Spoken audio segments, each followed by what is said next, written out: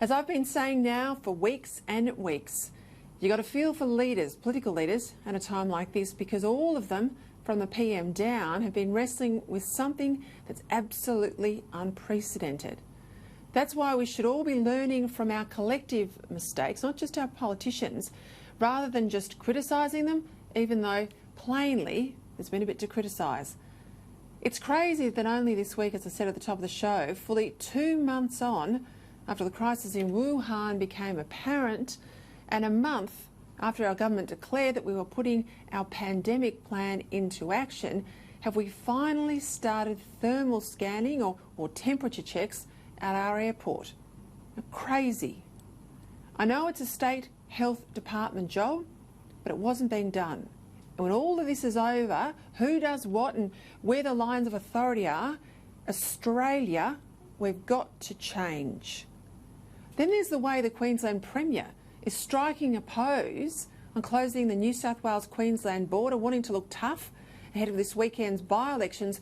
But why shut the border when you're making everyone vote in these by-elections and 77 other local council ballots tomorrow? The Premier might be stupid here, but we are not.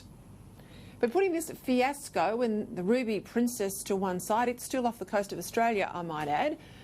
At least for the past 2 weeks since the establishment of the National Cabinet, that's the PM or all the state leaders around the one table, there's been absolutely no doubt about what all our levels of government are trying to do. First and foremost, they're trying to prevent this infection from spreading so that we don't have the mega deaths and hospital system collapses afflicting Italy, Spain and feared elsewhere in first world countries like ours, the United Kingdom and the United States are two key examples. The second, what our governments are trying hard to do here is also to help people survive economically through this policy-driven shutdown of so many businesses. Right now, everyone in government, they'll be sitting there and poring over the infection and death rates here and overseas to see whether social distancing is working elsewhere to slow the spread of disease and to judge what sort of lockdown might be needed, what is in a stage 3, what is in a stage 4, and then if we have to deploy it, at what point can we wind it back? What does success look like?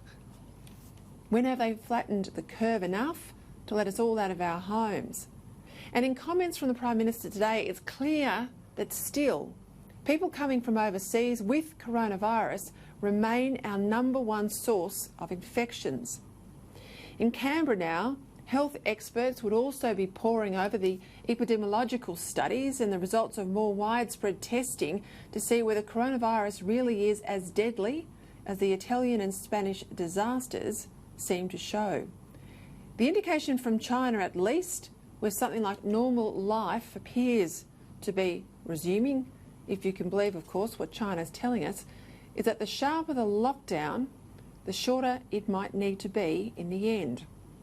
In places like Taiwan and indeed Singapore, everyone is screened for the disease in that your temperature gets checked almost everywhere you go.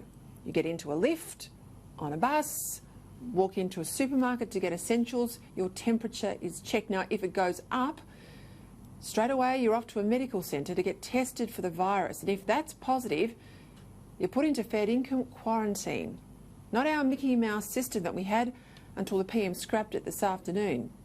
And then the authorities go ahead and they track down everyone you have had contact with, and they get put into quarantine as well.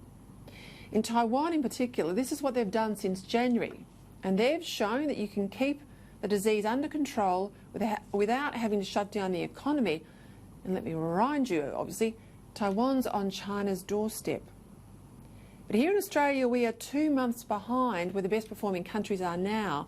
And unless today's new measures by the PM work and work fast, total shutdown will be where the PM has to go, or infections will escalate out of control, and then it will be our death toll that I'm talking about each night, not our loss of liberties or even losses of jobs.